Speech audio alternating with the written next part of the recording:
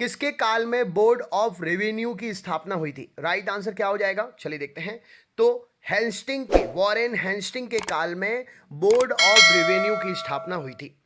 किस अंग्रेज को प्रशासनिक सेवा का जनक कहा जाता है? तो लॉर्ड कॉर्नवालिस को प्रशासनिक सेवा का जनक कहा जाता है। कलकत्ता में स्थित फोर्ट विलियम कॉलेज की स्थापना किसने की थी?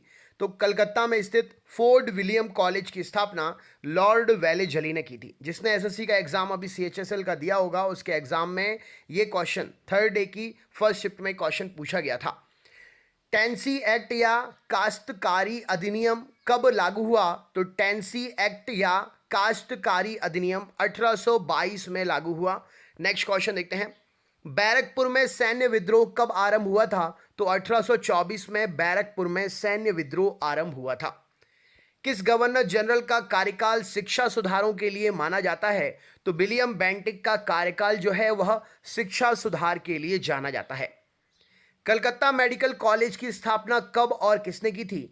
तो 1835 में विलियम बेंटिक ने कलकत्ता मेडिकल कॉलेज की स्थापना की थी। बालिका हत्या पर प्रतिबंध कब लगाया गया? 1830 में बालिका भ्रूण हत्या पर प्रतिबंध लगा दिया गया था। किसे भारतीय प्रेस का मुक्तिदाता कहा जाता है? तो लॉर्ड चार्ल्स मेटकॉफ को भारतीय प्रेस का मुक्तिदाता कहा जाता है। इनाम कमीशन की स्थापना किसने की थी? तो लॉर्ड डलहौजी ने इनाम कमीशन की स्थापना की थी।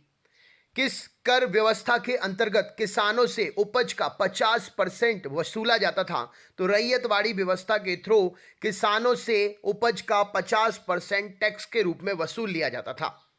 नरबली प्रथा का अंत किस गवर्नर जनरल के कार्यकाल में हुआ? तो लॉर्ड डलहौजी ने नरबली प्रथा को समाप्त करने में बड़ी महत्वपूर्ण भूमिका निभाई।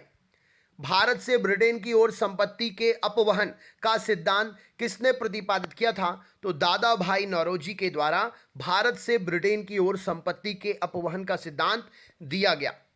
भारत में टेलीग्राफ लाइन किसके द्वारा शुरू की गई? तो भारत में सबसे पहले टेलीग्राफ लाइन कलकत्ता व आगरा के बीच में लॉर्ड डलहौजी के द्वारा शुरू की गई। तो कहां पर? कलकत्ता और आगरा के बीच में टेलीग्राफ लाइन सबसे पहले शुरू हुई और लॉर्ड डलहौजी के कार्यकाल में हुई। Next question. भारत में पहली सूती वस्त्र की मिल कहां स्थापित हुई थी? तो मुंबई में भारत में पहली सूती वस्त्र की मिल स्थापित हुई थी। भारत में अंग्रेजों की लूट किस महत्वपूर्ण घटना के बाद शुरू हुई? प्लासी के युद्ध के बाद में अंग्रेजों की लूट जो है भारत में शुरू हुई। Next question. भारत में प्रथम रेलवे लाइन किसने बिछाई थी? तो सबसे पहली रेलवे लाइन जो है किसने बिछवाई? George Clark. डलहौजी के शासनकाल में रेलवे लाइन विस्तृत हुई। पहली रेलवे लाइन बिछाई किसने? जैसे आपसे बोला कि ये काम कर दो, डलहौजी ने बोला ये काम कर दो, क्लार्क ने, जॉर्ज क्लार्क ने भारत में प्रथम रेल लाइन बिछवाई थी। ठीक है, काम तो उसी ने करवाया था। नेक्स्ट क्वेश्चन देखते हैं। भारत में ब्रिटिश भू राजस्व प्रणाली का अधिक लाभ किसे प्राप्त हुआ? तो जमींदारों को भारत में भू राजस्व प्रणाली का अधिक लाभ प्राप्त हुआ। अगर आपको इस क्वेश्चन में डाउट है तो इस क्वेश्चन को हम यहां से हटा देते हैं अगर आपको समझ में नहीं आया। ठीक है, अगले क्वेश्चन पे चलते हैं। किसके द्वारा बंगाल व बिहार में स्थायी बंदोबस्त का शुभारंभ किया गया? तो लॉर्ड कॉर्नवालिस के द्वारा बिहार व बंगाल में स्थायी बंदोबस्त का शुभारंभ किया गया। रैयतवाड़ी व्यवस्था कब लागू की गई थी? 1820 में रैयतवाड़ी व्यवस्था लागू की गई थी। रुपए का सर्वप्रथम अवमूल्यन कब हुआ था? तो रुपए का सर्वप्रथम अवमूल्यन 20 सितंबर 1949 को हुआ था। सेकंड अवमूल्यन कब हुआ था?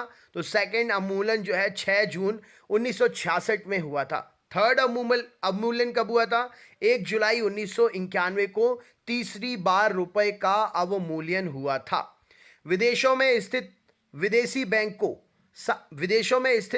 बैंकों के साथ विदेशी मुद्रा में भारतीय बैंकों द्वारा रखे गए खातों को क्या कहते हैं? तो उनको नॉस्ट्रो अकाउंट्स कहते हैं।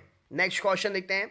भारत में मुद्रास्फीति की गणना किस पर आधारित है? तो थोक मूल्य सूचकांक पर भारत में मुद्रास्फीति की गणना आधारित है। किस स्थिति में मुद्रा के मूल्य में वृद्धि होती है तथा वस्तु एवं सेवाओं की कीमतों में गिरावट होती है? तो यहां पर सही उत्तर हो जाएगा मुद्रा संकुचन या मुद्रा स्फीति में, अवस्फीति में जो है